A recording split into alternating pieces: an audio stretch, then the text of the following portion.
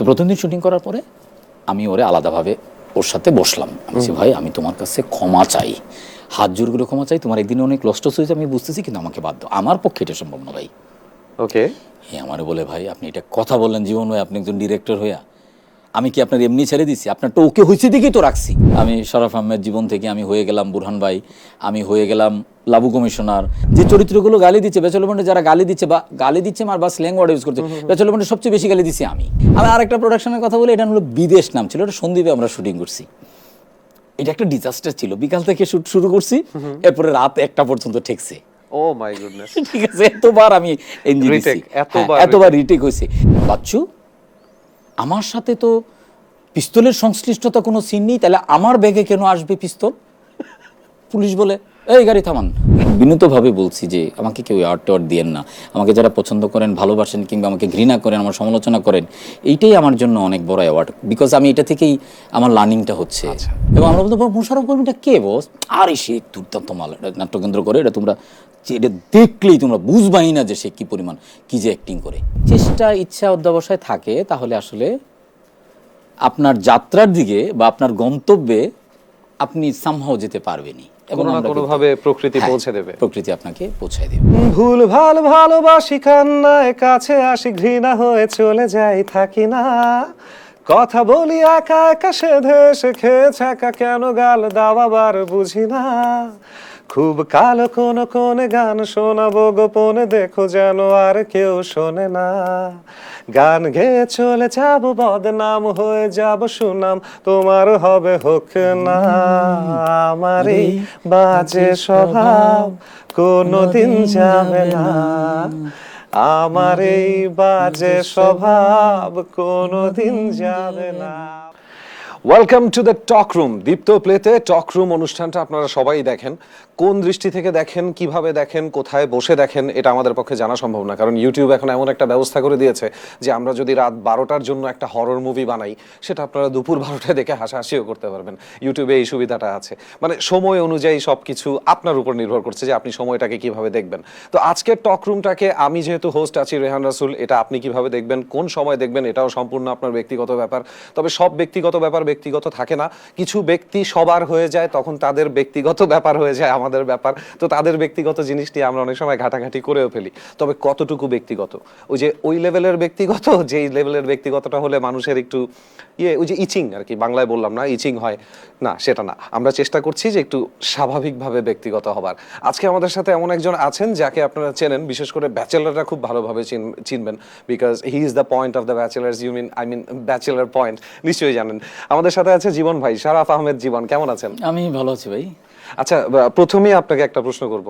আমরা এখানে বসার আগে আপনি বলছিলেন যে পা উঠায় বসলে নাকি বেয়াদবি হয়, আমরা তো জানতাম হাত উঠাইলে বেয়াদবি হয়, তো ঘটনাটা কি? এটা হচ্ছে যে কোনো একটা প্রোগ্রামে আমি গিয়েছিলাম, তো তখন ওই পা উঠানো ছিল, মানে অবস্থাটা এরকম ছিল যে পা লম্বা সময় কথা বলতে হয়, তো পা না উঠালে আবার জিনিসটা কমফোর্ট থাকে না। তো আমার ভাবনাটা এটা যে পা তো আমার শরীরের একটা অংশ, অন্যান্য অংশের মধ্যে, তো এটা এখন আমি পা তো আর হাতে নিয়ে বসতে পারবো না, তো পা তো পায়ের জায়গায় থাকবে। সো আমি এই প্রোগ্রামের মাধ্যমে বলবো, যারা এই প্রোগ্রাম দেখছেন, যে এই পা ওঠানোটা আসলে ব্যক্তিগতভাবে নেবেন না, বেয়াদবি হিসেবে নেবেন না, কারণ আমরা লম্বা সময় ধরে কথা বলবো, এই জন্য একটু পা ওঠা একটু কমফোর্টের জন্য, অন্য কিছু না, এটা বেয়াদবি করার উদ্দেশ্যে না। সো ট্রু ভাইজান, থ্যাংক ইউ এই কথাটা বলার জন্য। আমি একটু বলতে চাই যে আমাদের এই কথোপকথন শুনে আবার ভাববেন না যে সিনিয়র মোস্ট একজন পার্সন আপনার সামনে বসে আছে, আপনি পা তুলে তার সামনে বসে গেলেন, বা আপনি আপনার প্রফেসরের সামনে পা নাচানো শুরু করলেন, এগুলো কিন্তু আসলেই বেয়াদবি। কিন্তু যখন আমরা কোনো অনুষ্ঠান করি, যখন আমরা একটা গল্পের আড্ডায় ঢুকে যেতে চাই, আপনি যখন আপনার ফ্রেন্ডের সাথে বসে আড্ডা মারেন, তখন কি ঠিক থাকে? পা কোথায় আর মাথা কোথায় থাকে না বোধহয়। তো আমরাও যেহেতু এ ধরনের আড্ডায় ঢুকে যেতে চাই, দয়া করে আমরা কি বলছি সেটা বুঝুন, কিভাবে বলছি অতটা না দেখলেও হবে।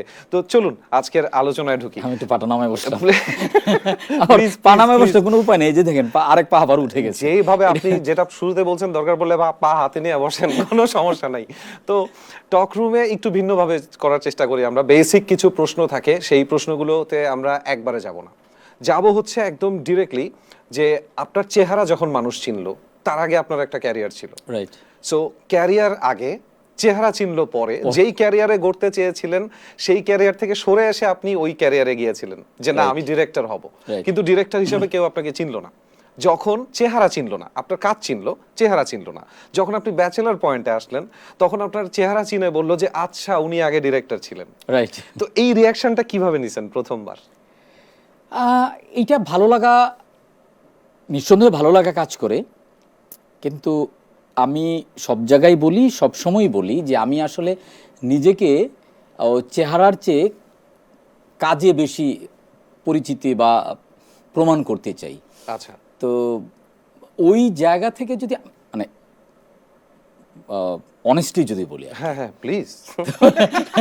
না যে অনেকটা মিথ্যা করে বললাম, এটা মিথ্যা করে না, একদম সত্যিটা হচ্ছে এটা যে আমি নিজেকে কনসিডার করি যে ক্যামেরার পিছনের মানুষ হিসেবে এজ এ ডিরেক্টর। আচ্ছা। বাট ক্যামেরার সামনে আসার পরে এই যে চেহারা চেনার ব্যাপারটা, এইটা একটা অদ্ভুত ফিলিংস। কিছু সুবিধা আছে, অসুবিধাও আছে কিছু, কিন্তু সুবিধা অনেক বেশি। যেখানেই যাওয়া হয় একটু প্রায়োরিটি দেয়, একটু কেয়ার করে, কিছু অ্যাডমায়ার থাকে, ডিরেক্ট কিছু প্রশংসা আসে। এই জিনিসগুলো আপনাকে আপনার মানে ইনারলি আপনাকে বুস্ট আপ করে, ইন্সপায়ার করে, এক ধরনের, হ্যাঁ ইন্সপায়ার করে। তো ডেফিনেটলি এটা ভালো লাগা। বাট আবারও আমি বলছি যে আমি আমার নিজেকে অনেক বেশি স্বাচ্ছন্দ্য বোধ করি। কিন্তু অ্যাজ আ ডিরেক্টর আপনার কি কখনো এভাবে মনের মধ্যে কাজ করেছে যে ধুর আমার মেইন কাজটা ছিল ডিরেকশন, আমার প্যাশন ছিল ডিরেকশন, কিন্তু এটা দিয়ে যে আমার চেহারাটা বেশি ছিল মানুষ অ্যাক্টিং দিয়ে? আমি বুঝে গেছি প্রশ্নটা। সেটা হলো যে হিউম্যান ক্যারেক্টার হচ্ছে একটু মানে অনেকগুলো প্রাণীর সমন্বিত ক্যারেক্টার আর কি। যে একই সাথে সে কারো আকাশ ভাল লাগে, একই সাথে নদী ভাল লাগে, আবার একই সাথে মানে সমুদ্র ভাল লাগে, আবার একই সাথে পাহাড়েও ঘুরতে ভাল লাগে। জি। সো আমি ক্যামেরার পিছনে কাজ করি, ক্যামেরার পিছনে কাজ করার স্বাচ্ছন্দ্য বোধ করি, এর মানে এই না যে ক্যামেরার সামনে কাজ করতে আমি অস্বাচ্ছন্দ্য বোধ করি, এটা না। পেশার জায়গা থেকে যদি আপনি বলেন যে ক্যামেরার পিছনে এখন পর্যন্ত আমার পেশা। আচ্ছা। আর ক্যামেরার সামনে যেটা হয় এটা হচ্ছে নেশা। মানে শুরুতে যখন কাজটা করলাম, আচ্ছা একবার একটু করে দেখি কি হয়, যদি ভালো না লাগে তাহলে করব না। কিন্তু ক্যামেরার পিছনেটা আমার এরকম হয় নাই যে 1 বছর 2 বছর 3 বছর ট্রাই করব, তারপরে আমি ফেল করব এবং আমি চলে যাব। নো, আমি এইটা শেষ পর্যন্ত, কিয়ামতের আগের দিন পর্যন্ত আমি ট্রাই করে যাব। আমার কিয়ামতের আর কি, যেদিন আমার মৃত্যু ঘটবে আগের দিন পর্যন্ত হয়তো আমি এই চেষ্টাই করে যাব যে এইটাই আমি করতে চাই। তো পার্থক্যটা এইটাই। যদি এটা থেকে যথেষ্ট টাকা পয়সা না আসে তাও? যথেষ্ট টাকা পয়সা তো আস না, আমার সার্ভাইভের একটা বড় অংশ আসে এখন চেহারা বিক্রি। সো আমার শুরুটা তো আপনি একটা ক্লু দিয়েই গেলে। আমার শুরুটা কিভাবে, যে আমি মেইনলি কাজ করি হচ্ছে ক্যামেরার পিছনে, আমার ফিকশন দিয়ে আমার ক্যারিয়ার শুরু, মানে নাটক দিয়ে। তারপরে আমি বিজ্ঞাপনে আসলাম, বিজ্ঞাপন করতে করতে আমি সিনেমা বানানোর প্ল্যান করলাম। বাই দিস টাইম আমি একদিন হঠাৎ করে বললো রাতের বেলা যে ভাই এরকম এরকম প্ল্যান করছি। তা আমি বললাম যে এটা কি আমাকে দিয়ে হবে, এবং আপনাকে দিয়েই হবে। তার আগে আমি ক্যামেরার সামনে কিছু কাজ করছি, সেটা হচ্ছে যে আমি যদি বিজ্ঞাপনে কাজ করি, বিজ্ঞাপনের আমার নিজের বিজ্ঞাপন এবং অন্যদের বিজ্ঞাপনে পারফর্ম করছি ছোটখাটো ক্যারেক্টারে। কিন্তু এইটা ছিল একটা বড় মেসিভলি আমার জন্য ইন্ট্রোডাকশন, এবং এটা করে আমি দেখলাম যে না, জিনিসটা তো ভালোই লাগে, খারাপ না। অবশ্যই খারাপ লাগার তো কিছুই নাই। এমন যদি হইতো যে আপনি আসলে অ্যাক্টিং পারেন না, কিন্তু আপনাকে সুযোগ দেওয়া হচ্ছে, এই জন্য আপনি করে যাচ্ছেন, এই জায়গায় আমার একটা বড় কথা আছে। আমার কাছে এখনো মনে হয় যে আমি আসলে অ্যাক্টিং পারি না। বাট আবার ডিরেক্টর হিসেবে আমার আরেকটা থিওরি আছে, অনেকের তুলনায় হয়তো পারেন না। এটা তো আমাদের সবার ক্ষেত্রেই আছে, এটা কার ক্ষেত্রে নাই, তাই না? হয়তো কোনো একজনের কাছে রবি ঠাকুরও একটু অন্য মানের কবি, হয়তো লিও তলস্তয় বলবে যে না ও ভালোই লেখে, ভালোই লেখে। তো ওই জায়গা থেকে তো ঠিক আছে ভাইজান, ওটা অল গুড। এটা একজন মানে যে অভিনয় করে বা শিল্পের সাথে যুক্ত সবার মধ্যেই বোধহয় এই তৃষ্ণাটা থাকা উচিত, তাই না? কিন্তু আমি বিশ্বাস করেই থাকি আমি আসলে ভালো অ্যাক্টর না। আচ্ছা, করে যে আপনার কথা আমরা মানবো না, এটা আমরা জাজ করব, আপনি পরে দেখবেন। আপনার ব্যাপারটা আপনি নিজেকে অ্যানালাইসিস পরে করবেন। আমাদের তরফ থেকে you are not a bad actor, of course you are not a bad actor, you are very good. তো যেই কথাটা বলতে চাচ্ছিলাম যে একটা টাইমে তো স্বপ্ন দেখতেন যে আপনি ডিরেক্টর হবেন বা অ্যাক্টর হবেন বা মিডিয়াতে কাজ করবেন, ওভারঅল নিজের কাজটা ছড়িয়ে দেবেন। তো তখন আপনার মিডিয়ার সাথে পরিচয় ছিল না, এমন একটা সময় তো গেছে যখন আপনি ময়মনসিংহে ছিলেন, যেহেতু খুবই কালচারাল একটা প্লেস থেকে আপনি বিলং করেন, সাংস্কৃতিকভাবে যথেষ্ট উন্নত। ময়মনসিংহে আমিও বেশ কয়েকবার গিয়েছি, মনে হয় যেন 3টা বাসা পর পর একজন বাউল খুঁজে পাওয়া যাবে, যার আত্মিক কথার জায়গাটা এমন যে এই কথাটা ঢাকা শহরে পিএইচডি করে বসে থাকা একটা লোক বলতে পারে না, এমন একটা কথা ময়মনসিংহের একজন ঘাস কাটতে কাটতে একজন বলে দিচ্ছে, হাওড়ে যেতে যেতে বলে দিচ্ছে। অদ্ভুত একটা জায়গা। তো ওই জায়গা থেকে যেই স্বপ্নগুলো দেখেছিলেন, কি পরিমাণ বাস খাইছেন বলেন তো সত্যিকারের মিডিয়াতে ঢোকার পরে? না, বাস তো খাওয়ার উপরেই আছি, বাট বাস খাইতে খাইতে যেটা হয়েছে কি এখন অভ্যস্ত হয়ে গেছে আর কি, বাস মনে হয় না আর কি। তো শুরুটা যেভাবে হয়েছিল এই ক্যামেরার পিছন দিয়ে তো শুরুতে এক ধরনের স্ট্রাগল ছিল, যে আমার শুরুটা অনেকেই হয়তো জানে যে আমি ছবি আলে মোস্তফা সরোয়ার ফারুকের সাথে অ্যাসিস্ট্যান্ট ডিরেক্টর হিসেবে আমি কাজ শুরু করলাম। কিন্তু তার আগে আমি বছর দুয়েক আমি অন্যরকম স্ট্রাগল ছিল, যে to find the right person, যে আমি আসলে কার সাথে কাজ করবো। যেহেতু আমাদের এখানে ওইভাবে ইনস্টিটিউশন নাই, তো আমাকে আসলে আমার ব্যক্তিটাই আসলে আমার জন্য ছিল ইনস্টিটিউশন। সো ওনার সাথে পরিচয় হওয়ার পরে বা ওনার সাথে কাজে যোগদান দেওয়ার পরে আর আমার খুব একটা কষ্ট করতে হয় নাই। কষ্ট করতে হয়েছে ওনার এখান থেকে বের হওয়ার পরে। তখন চ্যালেঞ্জটা ছিল আমার নিজের সাথে আমার নিজের সাথে কমিউনিটির, আমার নিজের সাথে ইন্ডাস্ট্রির। তখন আমি মোটামুটি ভালোই বাস খাওয়া শুরু করলাম, এবং সেই শুরুটা ছিল ধরেন নাটক দিয়ে, যেটাকে আমরা ফিকশন বলি, ক্লেম করি। তখন আমি এক বছর 3 বছর কাজ করার পরে মনে হলো যে না, আমি এই মার্কেটে আমি আসলে মানে ফিট না, আমাকে আসলে I have to go back. Fit না বলতে কি ওই চরিত্রগুলো পাচ্ছেন না যেগুলোতে আপনি ফিট? না, চরিত্র তখন তো আমি পিছনে কাজ করি ক্যামেরার। তো মেইনলি আপনার ডিরেকশনের জন্য নিজেকে ফিট মনে হয়নি। কারণ আমি তো আসলে আমি সরোয়ার ফারুকের এখানে তো অ্যাসিস্ট্যান্ট ডিরেক্টর হিসেবে ছিলাম 6-7 বছর। আমি 2002 সালের 5ই মে ওনার সাথে আমার অফিশিয়ালি ওনার সাথে আমি যোগদান করি, এবং 2006-এর শেষের দিকে এসে ডিসেম্বর মাসে আমি প্রথম ফিকশন বানাই, ওটার নাম ছিল ঘর নাই। এটা নিয়ে অন্য কাহিনী আছে, ঘর নাই নিয়ে আমরা যদি সুযোগ হয় তাহলে ঘর নাইয়ের প্রথম প্রোডাকশনের কাহিনীও আমরা শেয়ার করতে পারি অডিয়েন্সের সাথে। তো এরপরে এই যে শুরুটা হলো, শুরুর পরে আমি বেশ কিছুদিন যাওয়ার পরে দেখলাম যে আসলে আমি ফিট না এজ এ ডিরেক্টর,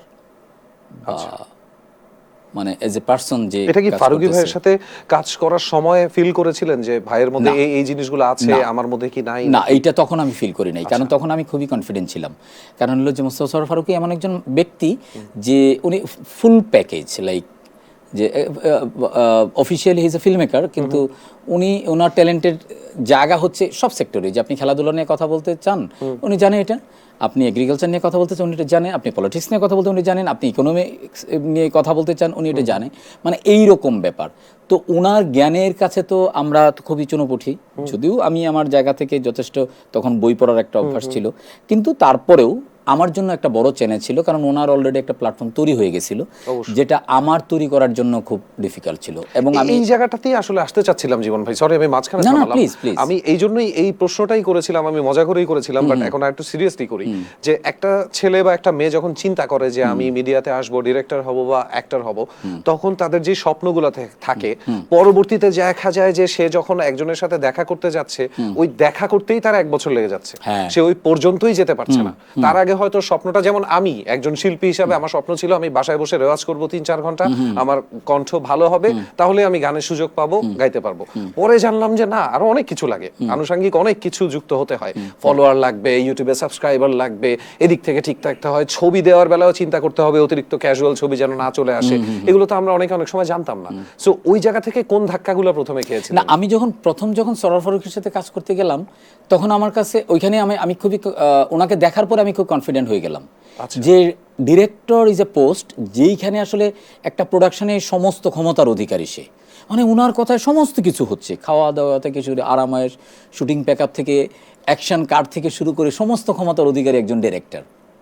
কিন্তু আমি নিজে কাজ করতে গিয়ে দেখলাম যে না, মোস্তফা সরোয়ার ফারুকী আর শারাফ আহমেদ জীবনের মধ্যে বড় একটা গ্যাপ আছে, এটা আসলে চাইলেই আসলে হওয়া যায় না। তারপরে আমি ধরেন 4-5 বছর আমি নাটক বানালাম এবং স্ট্রাগল করলাম, এক ধরনের ফাইট করলাম নিজের সাথে, ইন্ডাস্ট্রির সাথে, এবং একটা সময় আমি ডিসিশনও নিয়ে নিয়েছিলাম যে আমি গ্রামে চলে যাব। ফাইট বলতে আমি বলছি যে তখনকার যে সময়টা ছিল তখন তো ইউটিউব ছিল না, ফেসবুকও ছিল না, তো একটা প্রোডাকশন আসলে ডিপেন্ড করতো পুরোটাই আসলে চ্যানেলের উপরে। আচ্ছা, সো আমরা আসলে প্রোডাকশন কস্ট যে রকম থাকতো, বিশেষ করে আমার ক্ষেত্রে যেটা ঘটলো, আমি তো কোনো সিরিজ টিরিজ বানাই নাই, তো এইটা সেল করে চ্যানেলের কাছে এবং যে টাকা প্রফিট হবে এইটা দিয়ে আসলে সংসার বা জীবনযাপন আসলে চলতো না। এই সার্ভাইভাল ইস্যুর কারণে আমার কাছে মনে হয়েছিল যে না, আমি আসলে ফিট না, যেটা একটু আগে বলছিলাম। অর্থাৎ মানে আপনি যদি আপনার কাজের ওই জায়গাটাতে যেতে না পারেন, যে এই জায়গাটাতে গেলে অন্তত ঘর সংসার চলে যাচ্ছে, সার্ভাইভ করাটা সহজ হচ্ছে, এই পর্যায়ে না গেলে আপনার যদি যোগ্যতা থাকেও তারপরেও কিছু কিছু ক্ষেত্রে আমাদের মনে হচ্ছে যে না, আমাকে দিয়ে হচ্ছে না। আমার যেটা হলো কি যে যেটা হলো যে যোগ্যতার চেয়েও বড় কথা হলো যে আমার প্যাশন। আমি তো আসলে এইটাই করতে চাইছি। আমি পড়াশোনা শুরু করছি, ইউনিভার্সিটিতে ভর্তি হয়েছিলাম, কিছুদিন পড়ছি, কিন্তু আমার কাছে মনে হচ্ছে যে ওইটা আমার জন্য রাইট প্লেস না। আমার কাছে মনে হচ্ছে যে এইটাই আসলে আমি করতে চাই। সো আমি তখন আমার সোলের কথা শুনছিলাম যে আমার আসলে সোল কি চায়। যাই হোক, ফাইনালি আমি ওই জায়গা থেকে রিকভারি করছি। এটার জন্য অনেকের হেল্প ছিল। সরোয়ার ফারুকী, আজকের যে শাওন ভাই, সানিয়াদ ভাই নামে এক ভদ্রলোক আছে, উনি, তানভীর ভাই নামে এজেন্সিতে কাজ করে এক ভদ্রলোক আছে, বড় ভাই।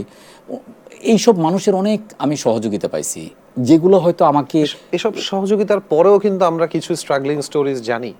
হ্যাঁ, ওটা তো থাকবে, এটা প্রতিটা মানুষের থাকবে। একটু আগে লিফটের কাছে শুনছিলাম নাখালপাড়া থেকে উত্তরার একটা জার্নির ঘটনা আছে। হ্যাঁ, না উত্তরার না, এটা হচ্ছে আমরা তখন, এটা খুব ইন্টারেস্টিং স্টোরি, একটু শুনি। সো এটা আমি তখন কাজ শুরুর দিকে একদম ছবি আলের, এটা 2002 সালের কথা। তখন আমি ইউনিভার্সিটি হলে থাকি, ফ্রমান হলে থাকি। আর আমার আরেক কলিগ আশুতোষ সুজন, বিখ্যাত পরিচালক এবং অভিনেতা, তো ও থাকে তখন পরিবাগ, আর আমি থাকি নীলক্ষেতের পাশে যে ফ্রমান হল আছে, ফ্রমান হলে 404 আমি থাকতাম। তো আমাদের কাজ ছিল তখন আমরা ছবিলার একটা ট্রেন ছিল যে যারা সিনিয়র আছে তারা ওই যে শুটিং হাউসে হতে 91 শুটিং হচ্ছিল, তো ওইখানে থাকবে। আর আমাদের হলো যে আমরা সকালে যেতাম এবং রাতে শ্যুট শেষ হলে আমরা চলে আসতাম। এটা হচ্ছে যে আমরা তখন শুটিং করতাম হচ্ছে মহাখালী ডিউইসেস 91 বাড়ি আমরা বলতাম। 91 তখন খুবই হিট, চ্যানেল আইতে যায়। তো আমি তখন থাকি, টিমের সাথে থাকি না, ইউনিটের সাথে থাকি না। আমি থাকি হচ্ছে ইউনিভার্সিটি হলে, ফ্রমান হলে। আর আমার আরেক কলিগ আছে, ওর নাম হচ্ছে আশুতোষ সুজন, বিখ্যাত পরিচালক এবং অভিনেতা। সুজন থাকে হচ্ছে পরিবাগ। তো আমরা দুজনই একসাথে যেতাম এবং একসাথে ফিরতাম। আমাদের জন্য বাজেট ছিল আসা যাওয়ার 10 টাকা করে দুজনের জন্য, না এক পার পারসন 10 টাকা করে। এই টাকাটা আসলে দিত আমাদেরকে মার্জুক ভাই। মার্জুক ভাই ছিল আমাদের সিনিয়র, আমাদেরকে গ্রুমিং করার দায়িত্ব ছিল হচ্ছে মার্জুক ভাই। তো মার্জুক ভাই আবার দায়িত্ব দিয়ে দিল মাসুদ রানা নামে আরেকজন। মাসুদ রানা হচ্ছে মানে সরোয়ার ভাইয়ের, মানে ফারুকী ভাইয়ের সবচেয়ে পার্সোনাল অ্যাসিস্ট্যান্ট আর কি। রান্না বান্না, খাবার দাবার থেকে শুরু করে সমস্ত কিছু মাসুদ, বিছানো গুছানো থেকে সমস্ত কাজ মাসুদ রানা। মাসুদ রানা কিন্তু এখনো আছে। তো কোনো একদিন বৃষ্টির রাত, আচ্ছা, শুটিং শেষ হচ্ছে 9টা-10টার সময়। তো আমি আর সুজন আমাদের হলো যে মহাখালীর ডিউসিস থেকে রাওয়া ক্লাব পর্যন্ত আমরা হেঁটে আসতাম।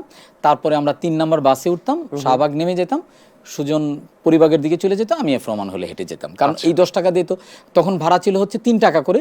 তো 3 টাকা দিয়ে আমার পরের দিন তো আবার আসতে হবে। আবার তখন বেনসন সিগারেট হলো 3 টাকা। আচ্ছা, তো 10 টাকার মধ্যে আসা যাওয়া 6 টাকা, আর 4 টাকা থাকে, 1 টাকা তারপরে থাকে, প্রতিদিন 1 টাকা সেভ। আচ্ছা, এই দিন যেটা হয়েছে, বৃষ্টি টিষ্টির কারণে একটা ঝামেলা হইলো। আমরা দুজন ওই শুটিং শেষ হওয়ার পরে, শুটিংও শেষ হচ্ছে একটু লেট করে, 11টা-12টা পর্যন্ত বাজছিল, এরকম একটা কিছু ঘটনা। বৃষ্টি হলেও খাওয়া দাওয়া করলাম, এটা প্রায় 1টা বাজে, রাস্তা একদম ফাঁকা শুনশান। আমরা হেঁটে চলে আসলাম রাওয়া ক্লাবের এখানে। রাওয়া ক্লাবের এখানে এসে সুজন একটা সিগারেট দোকানে গেল, সরজিটিকে সিগারেট নিল, সিগারেট ধরায় ফেললো। আমার বললো টাকা দিই। আমি তো টাকা আনি নাই। আমার বলছে টাকা আনিস নাই মানে মাসুদ রানার কাছ থেকে টাকা আনিস নাই? আমি সে না, আমি তো ভুলে গেছি। এখন কি করবে? সিগারেট হলো বলতে, সিগারেট হলো তো দোকানে বুঝে গেছে এদের কাছে টাকা নাই। এমন সিগারেট, হ্যাঁ, দোকানদার ভাবতেছে আমরা মনে হয় এটা এক ধরনের প্র্যাঙ্ক করতেছি, আচ্ছা, অথবা চিট করতেছি। আচ্ছা আচ্ছা, মানে চুপচাপ আছে, বলতেছে ও ময়মনসিং বেরোকা, টিয়া না দিলে কিন্তু ছাড়তাম না। আমার তো ধরুন তখন তো ছোট মানুষ, আমার তো গলা শুকায় গেল। আমি বোঝানোর চেষ্টা করতেছি যে ভাই, আমরা পুরা গল্প বললাম যে আমরা প্রতিদিন 10 টাকা করে পাই, ও 10 টাকা পায়, আমি 10 টাকা পাই, হ্যাঁ, কিন্তু আজকে আমাদের এটা ভুল হয়ে গেছে, আমরা প্রতিদিন এখানে আসি, আমরা দিয়ে দিব টাকাটা। কিন্তু উনি শুনবে না, টাকা দিতেই হবে।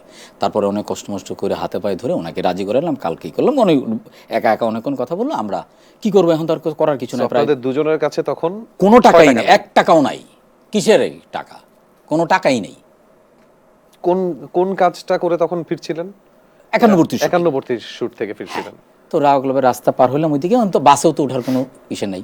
তো এর আগে বৃষ্টি হয়েছে, মানে বৃষ্টি একটু ঝড়ো বৃষ্টি টাইপের, রাস্তা একদম পরিষ্কার পরিচ্ছন্ন, হ্যাঁ না, ঝড়ের পরে বৃষ্টির পরে একদম ফাঁকা হয়ে যায় এরকম, প্রায় 1টা-2টা বাজে এরকম। তো আমরা দুইজন হাঁটা দিলাম শাহবাগের উদ্দেশ্যে, আমি আর আশুতোষ সুজন। তো আমি ওকে একটা গেম দিলাম, যেহেতু অনেক রাস্তা। আমি বললাম যে মামা আছে না, বন্ধুদের যে মামা ডাকে, আমি মামা চলো কাজ করি, চলো আমরা টাকা খুঁজে যাই। হ্যাঁ, টাকা খুঁজে যাই, টাকা পাওয়া যাবে, টাকা খুঁজতে গিয়ে টাকা পাওয়া যায়। তুই এরকম একটা ভুল করলি, এই কারণে সে আমাকে সিগারেটও শেয়ার করলো না রাগে। যাই হোক, হাঁটা শুরু করলাম।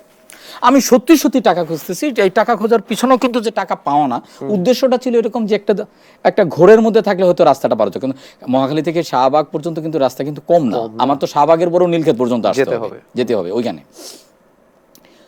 জাহাঙ্গীর গেটের আগে ওই ঝাড়ু দিচ্ছে, আচ্ছা ঠিক আছে, আমি সত্যি সত্যি একটা 2 টাকার নোট পেয়ে গেলাম, এবং এই 2 টাকার নোট উঠাইলাম। সুজন একটু সামনের দিকে ছিল, সুজন বিশ্বাস করে না যায়। সুজনের ধারণা হলো এটা যে প্রতিদিন তো আসলে আমার 1 টাকা করে সেভ হয়, এই 2 দিনের টাকা হয়তো সেভ করে, এটা মিথ্যা বলছি ওর সাথে। কিন্তু আসলে আমি সয়ার আপন গড, আমি বলতেছি মানে ওখানেই পেয়েছিলেন, আমি ওইখানেই পাইছি, এটা ওইখানেই পাইছি। তো যাই হোক, আমরা প্রাইম মিনিস্টার অফিসের সামনে দিয়ে একটা বাস আসছে, খুবই কম সিগন্যাল দিলাম, থামলো। আমরা বললাম ভাই আমাদের কাছে 2 টাকা আছে, শাহবাগ পর্যন্ত নিবেন? বলে হ্যাঁ নিব। এই গেলাম শাহবাগ পর্যন্ত, বাকিটা হেঁটে। পরে তো আমি হেঁটে ওইভাবে যেভাবে যাই রেগুলার।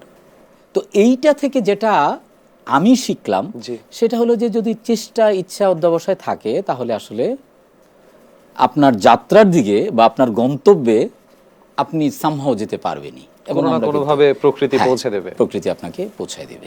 এটা খুবই খুবই খুবই সুন্দর একটা কথা বলেছেন, যে প্রকৃতি আসলে কোনো না কোনো ভাবে আমাদেরকে সেখানে পৌঁছে দেয় যেখানে আমরা খুব খুব তীব্রভাবে যেতে চাই। কিন্তু আরেকটা প্রশ্ন মাথায় আসছিল, যে আমরা যখন একান্নবর্তী দেখতাম, আপনারা যখন দেখতেন, তো ওই সেটের ভেতরে এমনও কিছু মানুষ আছে যাদের ফিনান্সিয়াল কন্ডিশনটা এই জায়গায়, আবার প্যাশনটা অ্যাক্টিংয়ের বা কাজের পেছনে তাদের যে directional point of view, perspective, তাদের যে ইচ্ছা, স্বপ্ন, সেটা পূরণ করার জোরটা কতটুকু হলে মানুষ 0 টাকায় কাজ করে বের হয়ে বাসায় যাচ্ছে, আবার ফেরত আসছে, কিন্তু কাজটা তাকে করতে হবে। এই স্ট্রাগলটা বোধহয় ভেতরে না ঢুকলে বোঝা যায় না। বাইরে থেকে আমরা খুব সহজ ভাবি স্টারডাম জিনিসটা বা অ্যাক্টর হয়ে যাওয়াটা, কিন্তু আসলে এই কাজগুলোর আউটপুট অনেক পরে আসে। আজকে ওই দিনের স্ট্রাগলটা না হলে আজকে হয়তো শারাফ আহমেদ জীবন আমার সামনে আজকে এই জায়গাটায় হয়তো বা বসে থাকে। আর এটার সাথে একটু মজার ঘটনাও অ্যাড করি। আমি একদম, আমার স্পষ্ট মনে আছে, আমরা যখন জয়েন করি আমাদের এক্সপেকটেশনটা ছিল এরকম, আমরা কোনো টাকা পয়সা চাই না, আমরা জাস্ট কাজটা করতে চাই। 7 মাস পরে কোনো এক ঈদে প্রথম আমি 2000 টাকা পাইলাম ছবিয়াল থেকে। আচ্ছা, আমি আপনাকে বুঝাইতে পারবো না যে এত টাকা কেন, মানে যে টাকাটা দিছে, এবং ছবিয়ালের একটা খাম করে, তখন ছবিয়ালের লোগো ছিল একটা ট্রাইপডের উপর একটা ক্যাপ, সর্বাহিত ক্যাপ পরে, ওই জায়গা থেকে ওই থিমটা নেওয়া। তা আমি মজিদকে জিজ্ঞেস করছিলাম যে মজিদ, এই টাকা কি ভুল করে দিছো নাকি? মানে আমার 10 টাকা কিন্তু পরে আবার 20 টাকাতে গেছিল, এরপরে তো আমরা একসাথে থাকাই শুরু করলাম মাস কয়েক পরে। তো আমার কাছে আনবিলিভেবল ছিল এটা, যে এত টাকা দিয়ে কী করবো, আর আমি কি আসলে এত টাকা ডিজার্ভ করি? আমার তো মনে হয় আমি ডিজার্ভ করি, আমি যে কাজ করার সুযোগ পাইছি এটাই তো আমার জন্য বড় অপরচুনিটি। সো আমার টাকা কি দরকার, বন্ধু, উল্টা আরও আমার টাকা দেওয়া দরকার। সত্যি আপনার এরকম মনে? আমি কিন্তু খুব অবাক হলাম, কারণ মানে পারিশ্রমিক জিনিসটা তো খুব বেশি প্রাপ্য। এইটা আসলে এখানে আসলে আমার জন্য সেটা ছিল একটা স্কুলিং। আচ্ছা, তাই না? আমি তো সেটাকে অ্যাজ এ স্কুলিং, হ্যাঁ, আমি একটা ডিরেক্টরের সাথে নিতে পারেন, কিন্তু যে প্রোডাকশন হাউস সে তো আপনাকে স্কুলিং করার জন্য নেয়নি। না, আমাকে স্কুলিং করার জন্যই নিছে। আমি আই ডু বিলিভ, আমি স্টিল আমি বিলিভ করি স্কুলিং করার জন্যই নিছে, কারণ আমার মতো অসংখ্য মানুষ ছিল এটা ওখানে ছিল, কিন্তু উনি আমাকেই কেন পিক করলো? হয়তো কিছু একটা আছে, হয়তো আমি তাকে কনভিন্স করছি, ওনাকে, এটা একটা ব্যাপার ছিল। কিন্তু আমার কোনো এক্সপেকটেশন ছিল না, আমার একদম লেস এক্সপেকটেশন ছিল যে না, আমি কেনই করব। কিন্তু মানে আপনার কথা যেটা মনে হচ্ছে, আমি সরাসরি প্রশ্ন করতে চাই জীবন ভাই, যে তাহলে কি নতুন কোন অ্যাক্টর যে এভাবে জয়েন করতে চায়, সে মানে actor or director, assistant director বা যে অ্যাসিস্ট্যান্ট ডিরেক্টরদের কথা বিশেষ করে বলবো, তাহলে কি তাদের এক্সপেকটেশন লেভেলটা এটাই থাকা উচিত যে আমাকে সুযোগ দিয়েছে, আমি টাকা না চাই করে যাই? এটা ভাই সময় এবং যার যার ব্যক্তিগত চয়েস। আমি আসলে কি চাই, আমি আসলে কিভাবে চাই, আমার চয়েস এরকম ছিল, আমার এক্সপেকটেশন এরকম ছিল। এই ক্ষেত্রে আরেকটা হলো যে সময়ের ক্ষেত্রে যদি আমি বললাম, শেষ করি, সময়ের ক্ষেত্রে বললাম যে ওই 2002 এর সময় আর 2024-এর সময় এটা অনেক গ্যাপ। সো এই সময়ে এসে আমি যখন আমার টিমের জন্য কাউকে অ্যাসিস্ট্যান্ট ডিরেক্টর হিসেবে আমি নিয়োগ দিতে চাই, বা কেউ অনেক ইচ্ছা পোষণ করে যে আমি কাজ করবো, এটা প্রথমেই আমি টাকা পয়সা নিয়ে কথা বলে নিই, যে ভাই আমি কিন্তু আমার সামর্থ্য আছে, এর মধ্যে যদি তুমি পারো তাহলে আমরা একসাথে কাজ করতে পারি, আদারওয়াইজ আমার জন্য ডিফিকাল্ট হবে। ওই যে যেদিন আপনি 2 টাকা খুঁজে পেয়েছিলেন, সেই দিনের কথা যদি ফেরত যাই, ওই দিন যদি আপনি ওই মানুষটা থাকতেন যে আপনার বাসায় অসুস্থ একজন মানুষ আছে, আপনার ওষুধ নিয়ে যাওয়া লাগবে, আপনি কি পরদিন আবার শুটিংয়ে যাইতেন, নাকি এমন কোনো কাজে যাইতেন যাতে আপনার পকেটে ওষুধের টাকাটা থাকে? মানে ওই দিন তো আসলে ছিল না, যার কারণে এই মুহূর্তে বসে ওই ওই সময়ের ওই ব্যাখ্যাটা আসলে দেওয়াটা বা অ্যান্সারটা করা খুব ডিফিকাল্ট। যদি থাকতো তাহলে হয়তো আমি মানে আছে না যে নেসেসিটি মানুষের এমন একটা জিনিস যে আসলে কোনো ল মানে না, হয়তো ল মানে না, কোনো প্যাশন মানে না, কোনো হবি থাকে না, হয়তো আমি ওই দিকেই যেতাম। আমার যেটা সুবিধা ছিল যে আমি একটু মানে ফ্যামিলি থেকে একটু ডিটাচড পারসন ছিলাম আমার গোলে পৌঁছানোর জন্য, যার কারণে আমার ওই পিছু টানটা ছিল না। কারণ তখন তো মোবাইল টোবাইল কিছু ছিল না, যার কারণে আমার কমিউনিকেশন হয়তো অনেক কম। আমার মাকে আমি মাঝে মাঝে চিঠি লিখতাম এখানে, হ্যাঁ তখন চিঠির যুগ। তারপরে তো কিছুদিন পরে হয়তো মোবাইল কিনলাম, তখন তো আমার মাকেও একটা মোবাইল কিনে দিলাম, আমাদের কমিউনিকেশন হইতো। আমরা একটু, আমার বাবা মারা গেছে অনেক আগে, যার কারণে আমরা মা নেওয়াটা ছিলাম, লাইক যে মাই আমাদেরকে মানুষ করছে। তো ওই জায়গা থেকে মানে এই মুহূর্তে মনে হয় যে ওই এইরকম আপনি যে প্রশ্ন করলেন এরকম পিছু টান থাকলে হয়তো বা আমার জন্য হয়তো কঠিন হয়ে পড়তো গলে যাওয়ার। আমি কেন প্রশ্নটা করলাম জীবন ভাই, এটা আমি আসলে প্রশ্নটা আপনাকে করার মাধ্যমে আপনার উত্তর আমি অনেকজনকে দিলাম অডিয়েন্সে, যারা এই স্বপ্নটা পালে যে আমি এরকম ডিরেক্টর হতে চাই, so I have to start being an assistant director first. ওরা কতটুকু স্ট্রাগলের জন্য আসছে ওদের জানা দরকার না? আমার এটা আসলে আমরা তো এখানে আড্ডা দেওয়ার জন্য বসছি, কোনো একদমই জ্ঞান দেওয়ার জন্য বসি নাই। আমি আমার লাইফের এক্সপেরিয়েন্স গুলো শেয়ার করছি। এটা অনেকে পজিটিভলি নিতে পারে, অনেকেই নেগেটিভলি নিতে পারে, অনেকে হয়তো হেসে উড়াও দিতে পারে, তাতে কিছুই আসলে আসে যায় না। না আসলেই না। তো তাই বলে কি আমি আমার কথা বলবো না? অবশ্যই বলবেন, তাই না? বা যেখানে বলার দরকার নাই সেখানে কি জোর করে বলবো? না, নিশ্চয়ই না। আমি এইটা বলবো, যদি আপনি যে কাজটাই করতে চান, এটা শুধু ফিল্ম মেকিং এর ক্ষেত্রে না কিংবা শুধু অ্যাক্টিং এর ক্ষেত্রে না, আপনি যে কাজটা করতে চান, যেটা আপনার সোল বলে যে আমি এটা করব এবং আমি করতে চাই, বা এইটারই আমার স্ট্রেংথ আছে, তাহলে যে কোনো সিচুয়েশন থেকে হোক আমার মনে হয় স্টার্ট করে দেওয়া উচিত এবং করে ফেলা উচিত, এবং সে পারবেও। এটা পৃথিবীর কেউ কোথাও কখনো আটকে রাখতে পারে না। এটা আমার কথা না, এটা বিভিন্ন বড় মানুষের কথা আর কি আমার মতো করে বললাম, এইটাই হয়। আপনি বড় জায়গাটাতে গেছেন বলেই বলছেন, এই সাহসটা লাগে না, মোটেও না, নট রিয়েলি। আমি বড় জায়গায় মোটেও যাই না, সাহসটা না হলে কিন্তু এটা বলা যায় না। আপনার ওই বিশ্বাসটা আছে। আমি কয়েকদিন আগে ফজলুর রহমান বাবু ভাইয়ের সাথে একটা কথা বলার সুযোগ হয়েছিল, তো উনি বলছিলেন যে আমি চাকরিটা যখন ছেড়ে দিয়েছি তখন অনেকে আমার কাছে এসেছে যে আপনি চাকরি ছেড়ে দিয়েছেন ভাইজান, আমিও ছেড়ে দিব, আমিও এখন থেকে শুধু অ্যাক্টিং এর পিছনে যাব। তখন বাবু ভাই জিজ্ঞেস, তুমি কি ওই প্ল্যাটফর্মটা বানায় রাখছো? এই যে বানায় রাখতে পারাটা, এই যে স্ট্রাগলটা, এটা তো খুব জরুরি। আমি অ্যাকচুয়ালি ওইটার জন্যই প্রশ্নগুলো করলাম। যাই হোক, এইখান থেকে যদি একটু বের হয়ে আসি, এবার যদি আমরা এক লাফ দেই ব্যাচেলার পয়েন্টে। হ্যাঁ, তো এখানে একটু ফান কিছু ব্যাপার আছে, আপনার চরিত্রায়নের কিছু ব্যাপার আছে, মানে এভরিবডি নোজ বোরহান, মানে সবাই চেনে তাকে। তো এই যে ডিরেক্টর ছিলেন, ডিরেক্টর হয়ে অ্যাক্টরদের কন্ট্রোল করতেন, এখন অ্যাক্টর হয়ে ডিরেক্টরের আন্ডারে কন্ট্রোল হচ্ছেন, ডিফারেন্সটা কেমন ভাইজান বলেন? কারণ অমির সাথে যদি আমার পরিচয় না থাকতো তাহলে তো আর ও আমাকে অফারও করতো না, আচ্ছা, কাজও হইতো না। আর আজকে যে অ্যাক্টিং নিয়ে কথা বলছি, হয়তো ডিরেকশন নিয়ে কথা বলতাম অথবা বলতাম না, অ্যাক্টিং নিয়ে আর কথা হইতো না। অমির সাথে পরিচয়টা ছিল খুব মজার। আচ্ছা, এটা 2010 সালের দিকে। অমি তখন ডিরেকশনে কাজ করবে, এটার জন্য সে খুঁজছিল একটা প্ল্যাটফর্ম, বিভিন্ন জায়গায় খুঁজছিল, এর মধ্যে আমিও একজন। মানে তার ব্যাপারটা ছিল বিভিন্ন জায়গায় মানুষের সাথে নক করছে, যে জায়গায় হয়ে যায় এই জায়গায় করবো। তো আমার সাথে কথাবার্তা হইলো, ফেসবুকেই তখন কথাবার্তা হচ্ছিল। একদিন টাইম হলো যে দেখা করো, ঠিক আছে, বলে কোথায়?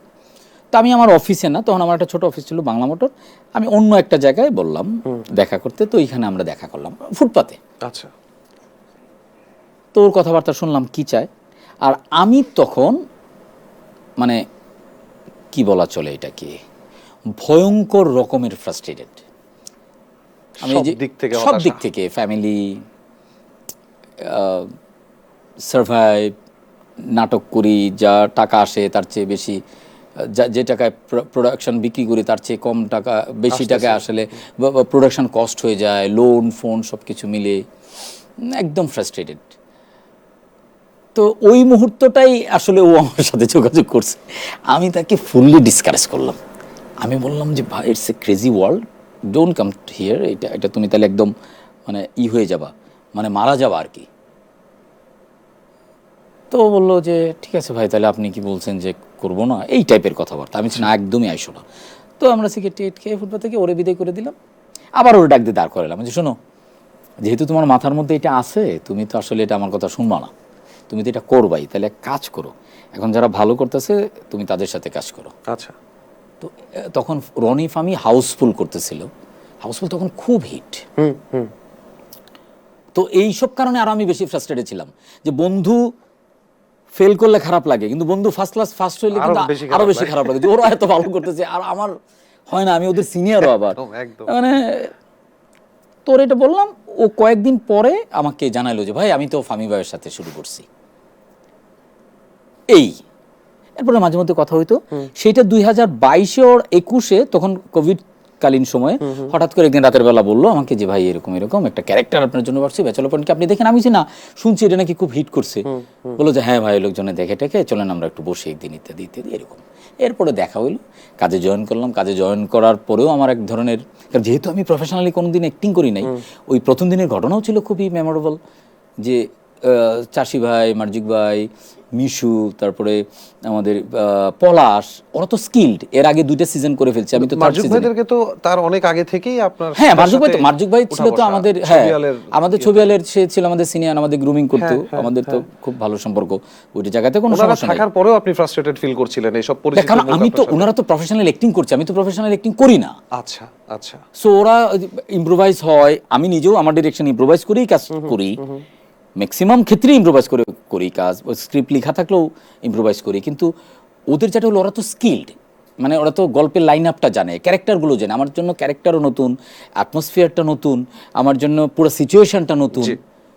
তো আমার জন্য তো টাফ ছিল। এবং আমার সবচেয়ে বড় কথা হলো যে রিহার্সালের সময় আমি ডায়লগ পাচ্ছি, কিন্তু যখন অ্যাকশন বলছি তখন ডায়লগ ভুলে যাই। অ্যাক্টিং যেরকমই হোক, ডায়লগ তো দিতে হবে আপনাকে। আপনার ডিরেক্টর সত্তা আপনাকে, হ্যাঁ, আর আমি ডিরেক্টরে, হ্যাঁ আমি কত অ্যাক্টরকে ঝাড়ি দিয়েছি, হ্যাঁ ভয়ঙ্কর লেভেলে। আমি তো খুব বাজে, খুব অপমান করে কথা বলতাম। তখন আমার নিজের অসহায় মনে হলো খুব, এবং মনে মনে বললাম যে আল্লাহ, যাদের সাথে আমি এই বেয়াদবিগুলো করছি আল্লাহ আমাকে মাফ করে দে। এরকম বলছি যে ভাই অ্যাক্টিং করা এত কঠিন কাজ। এর আগে বিজ্ঞাপনের টুকিটাকি যেগুলো করছে, এগুলো তো বিজ্ঞাপনের কাজ হলো যে ছোট ছোট, হ্যাঁ ওটা তো কিছুই ঘটনা না। এটা তো পার্টিকুলার থাকে, একটা বিজ্ঞাপন 30 থেকে 40 সেকেন্ড হয় সারাদিনে, ধরে ধরে কাজ, একবার না বলে 10 বার। হ্যাঁ মজা, এই হলো ডায়লগ, এই হলো ডায়লগ। তো প্রথম দিন শুটিং করার পরে আমি ওরে আলাদাভাবে ওর সাথে বসলাম। আমি বলছি ভাই আমি তোমার কাছে ক্ষমা চাই, হাত জোর করে ক্ষমা চাই, তোমার একদিনে অনেক লস টস হয়েছে আমি বুঝতেছি, কিন্তু আমাকে বাধ্য, আমার পক্ষে এটা সম্ভব না ভাই। ওকে। হ্যাঁ আমারে বলে ভাই আপনি এটা কথা বললেন জীবন ভাই, আপনি একজন ডিরেক্টর হইয়া, আমি কি আপনার এমনি ছেড়ে দিছি? আপনার তো ওকে হয়েছে দেখেই তো রাখছি, আমার কথায় যুক্তি আছে। ওকে না হলে তো রাখতাম। আর আপনি 30টা টেক দেন, আমি তো ওই টেকগুলো রাখবো না, আমি তো ওকে টেকটাই রাখবো। আপনার তো ওটা ভয় পাওয়ার কিছু নাই, এই কথাও যুক্তি আছে। তাহলে কি করতে হবে? আপনি মানে নাকে তেল দিয়ে ঘুমান, কালকে আসেন সেটা দেখবেন। এই যে কনফিডেন্সটা, এইটা আমাকে এক ধরনের বুস্ট আপ করছে। পরের দিন গেলাম আরেকটু বেটার, তারপরে আরেকটু। এই কথাটা অমি ভাইয়ের ছিল, রাইট? হ্যাঁ অমির ছিল।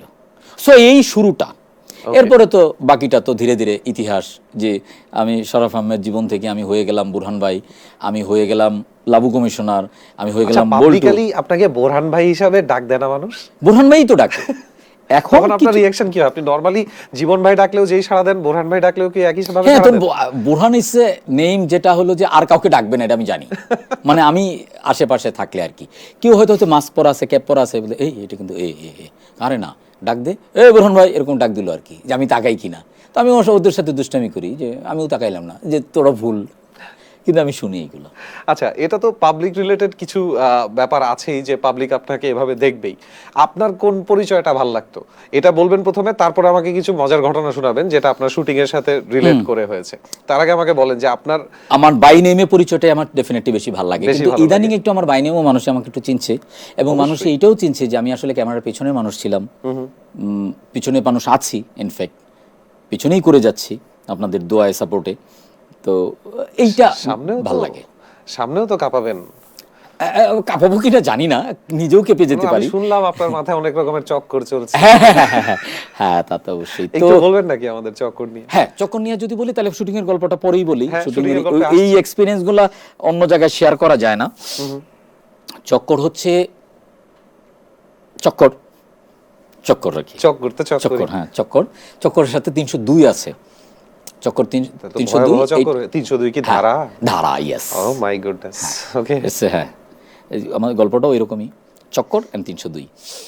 তো এইটার প্ল্যানিং করি আমি 2002-এর দিকে। আচ্ছা, একটা স্টোরি আসে মাথায়, তো এটা আসে, তো আমরা ওটিটির জন্য প্ল্যান করছি। 2002-এ? হ্যাঁ, সরি ভুল বলছি, 2022-এ। 2022 দুই আছে তো, আচ্ছা। হ্যাঁ অনেকগুলো দুই তো, এই জন্য হ্যাঁ, একটু হ্যাঁ, গুলাই ঠিক ফেলছি, আছে, সরি সমস্যা মাফ নেই। করবেন। তো আমার আরেকজন কো ডিরেক্টর আছে, ওর নাম হলো নাহিদ হাসনাত, খুব ভালো লেখে। আমাদের প্রথম লেখা এবং ডিরেকশনের কাজ ছিল বকুল ফুল, যেটা চরকিতে গেছিল, মোশাররফ ভাই সেটাতে অ্যাক্টিং করছিল।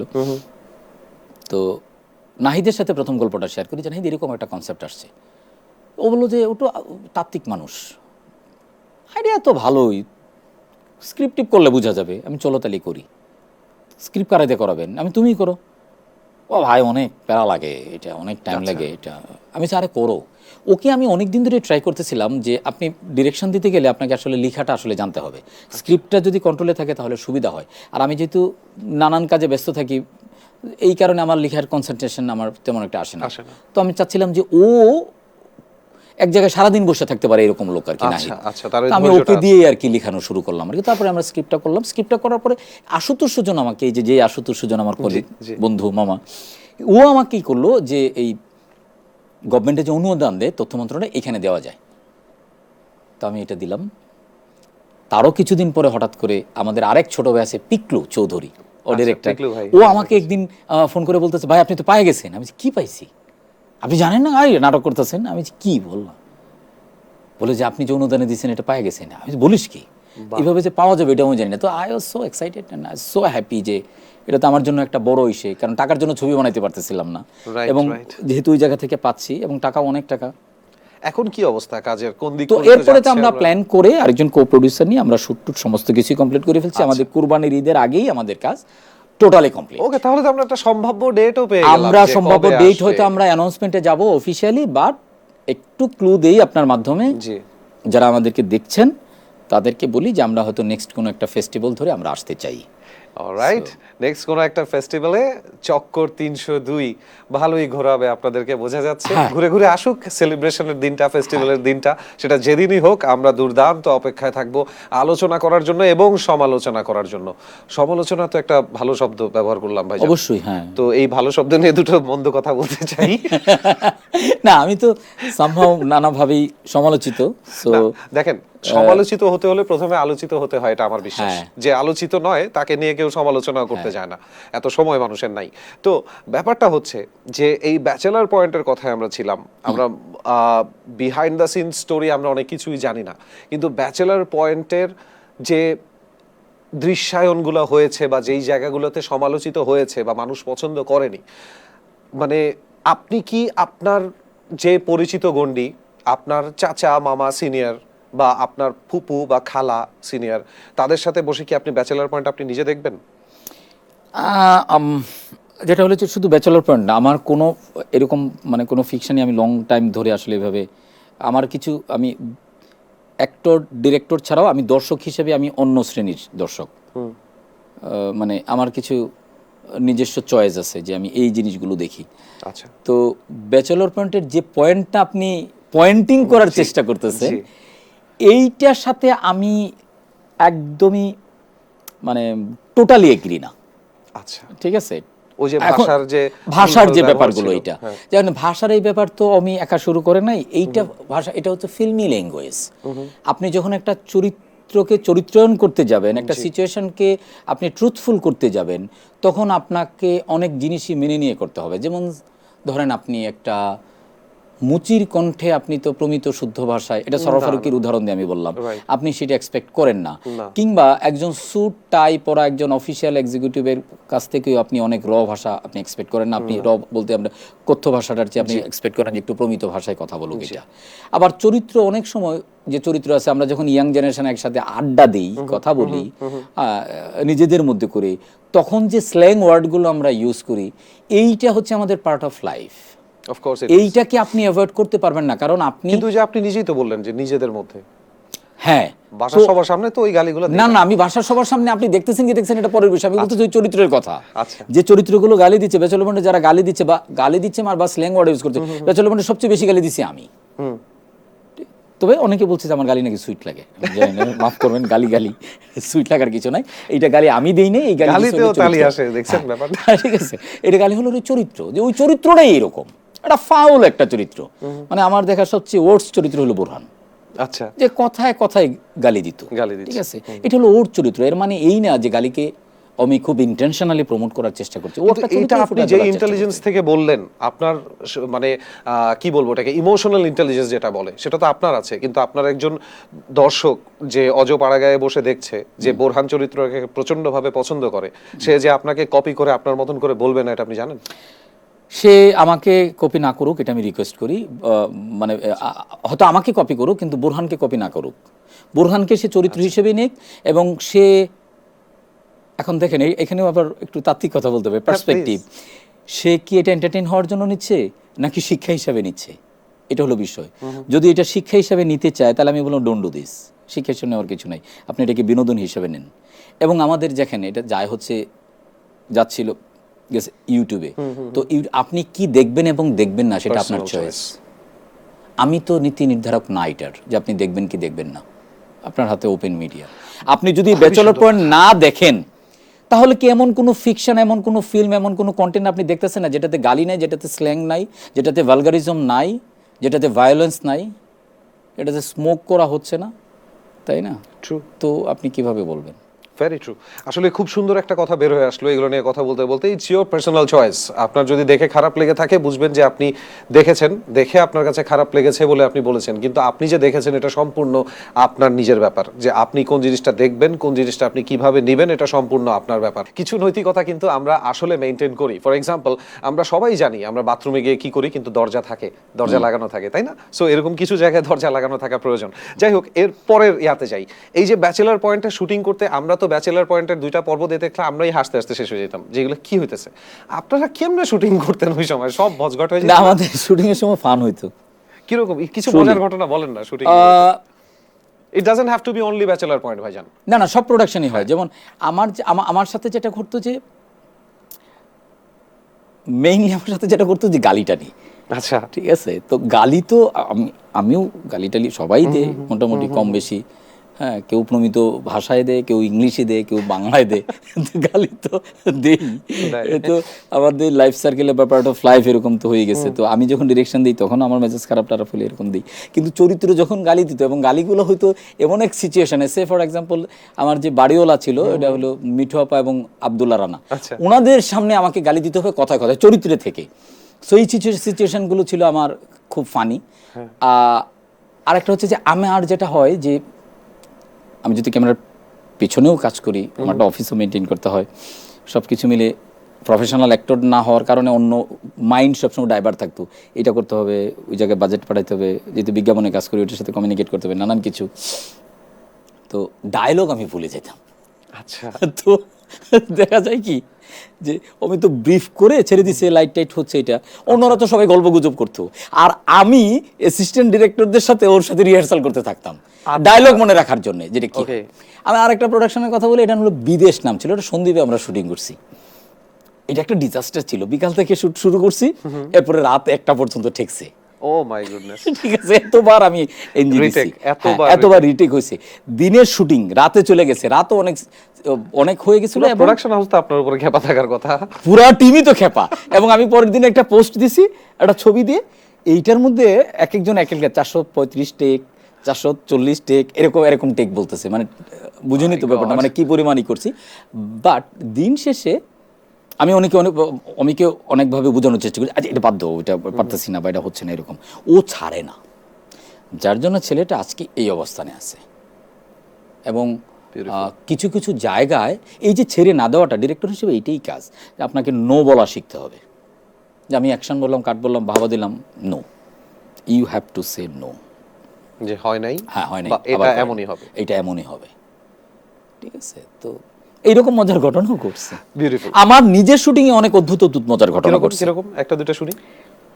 এগুলো তো কি বলবো, অনেক লম্বা গল্প হয়ে যাবে না, বলেন একটু ছোট করেই না হলে বললেন, জাস্ট আপনি বুঝেন পাবলিককে কিভাবে এন্টারটেইন করতে হয়। আমার দ্বিতীয় প্রোডাকশন ডিরেকশনে, এটার নাম ছিল শেখ আব্দুর রহমানের আত্মজীবনী। আচ্ছা, শেখ আব্দুর রহমানের আত্মজীবনী, এটা হচ্ছে ওইটা টেলিফিল্ম ছিল, টেলিফিল্মের নাম। তো এইটার মেইন কাজ ছিল হচ্ছে আব্দুল মান্নান সৈয়দ। আচ্ছা, অনেকেই হয়তো চিনে থাকবেন, উনি বেসিক্যালি রাইটার, লেখক এবং নজরুল গবেষক। তো এইটার কাজটা করে দিয়েছিলেন বসে মোস্তফা সরোয়ার ফারুকী। এটা চ্যানেল ওয়ানের জন্য একটা প্রোডাকশন ছিল। তো মাননীয়কে যখনকে প্রপোজ করলাম এরকম এরকম ক্যারেক্টার, উনি রাজি হয়ে গেল। খুব ভালো স্ক্রিপ্ট, ভালো গল্প, আমরা শ্যুটও করছিলাম খুব মজা করে। তো যাই হোক, আমরা ওনাকে নিয়ে শুটিং করছি মতিঝিলের কলোনিতে। আচ্ছা, জিবি কলোনি বা এজিবি কলোনি এরকম একটা কলোনি, মতিঝিল টিএনটি কলোনি বোধ হয়, বা কোন একটা কলোনিতে শুটিং করছি ওখানে। তখন কিন্তু মানুষের শুটিংয়ের জন্য আমরা রিয়েল হাউস টাউস পাইতাম। এখন তো শুটিংয়ের জন্য শুটিংয়ের নাম শুনলেই ভয় পায়। তখন মানুষে এই সহযোগিতাটা করতো। তো আমরা কলোনিতে শ্যুট করছি, 6 দিন শ্যুট ছিল। 5 নাম্বার দিন রাতের বেলার ঘটনা। ওকে, আমরা কলোনি থেকে শ্যুট করে ওই লোকেশন র্যাপ আপ। পরের দিন আমরা দিনে শ্যুট করব, কিছু প্যাচওয়ার্ক আছে মান্নান ভাইকে নিয়ে, এটা রেল লাইন, এরকম রাস্তাঘাট এরকম। জি। তো এখনকার যে এই যে মুসাফির সৈয়দ বাচ্চু অ্যাক্টিং করে যে, এ তখন আমাকে অ্যাসিস্ট করে প্রথম আমার সাথে। সে আমার মাধ্যমে হ্যাঁ, ওইখান থেকেই পরে ছবি আলে গেল, পরে ছবি আলো অ্যাসিস্ট করতো। এখন তো সে পুরো দোস্তর অ্যাক্টর। তো ও বাচ্চু পড়াশোনা একটু করে, একটু মানে লেখালেখির হাত আছে, তো মান্নানের সাথে তার বেশ খাতির হয়ে গেছে। তো শ্যুট শেষে মান্নান ভাইয়ের বাসা হলো গ্রিন রোডের বাসায় পৌঁছে দিব হলো বাচ্চু। তখন কালো ক্যাব থাকে ছিল, তো কালো ক্যাবে করে মান্নান ভাইয়ের যত কস্টিউম টস্টিউম এগুলো নিয়ে বাসার দিকে যাচ্ছে। পান্থপথ সিগন্যালে পুলিশ আটকাইছে, বেশ রাত ছিল, 12টা 1টা এরকম। তো পুলিশ আটকালে যেটা হয়, ব্যাগ ট্যাগ চেক করে বললো যে কোথেকে আসছেন, শুটিং থেকে আসছে। কিন্তু শুটিং এর তো মানুষ তো বোঝা যায় না। আব্দুল মান্নান সাহেব মানে শুটিং তো মানে কি শুটিং বা কি নায়ক নায়িকাকে, এখন তো আব্দুল মান্নান সৈয়দকে দেখে তো আর ওই পুলিশ হয়তো চিনেই নেই, বাচ্চুকেও চিনে না, তখন ক্যামেরার পিছনে কাজ করে। ব্যাগ চেক করে কস্টিউমের মধ্যে একটা খেলনা পিস্তল পাইল। তো খেলনা পিস্তল পাইলো, তো পিস্তল দেখে বলে একটা আসল না নকল? বাচ্চু বলে ভাই এটা নকল পিস্তল, আমাদের শুটিং এর ছিল। পুলিশ বন্দুক ধরে জিজ্ঞেস করছে আসলে নকল। পুলিশের জ্ঞান সম্বন্ধে একটু সন্দেহ হলো। না পুলিশ তার জ্ঞান দিয়েই হতো বলছে, পুলিশ তো ওনার জ্ঞানেই বলছে হয়তো বা। যাই হোক, এইটা আমাদের মূল পয়েন্ট না। তো ঠিক আছে, ওকে। মান্নান ভাই হঠাৎ করে বলে, বাচ্চু আমার সাথে তো পিস্তলের সংশ্লিষ্টতা কোনো সিন নেই, তাহলে আমার ব্যাগে কেন আসবে পিস্তল? পুলিশ বলে, এই গাড়ি থামান।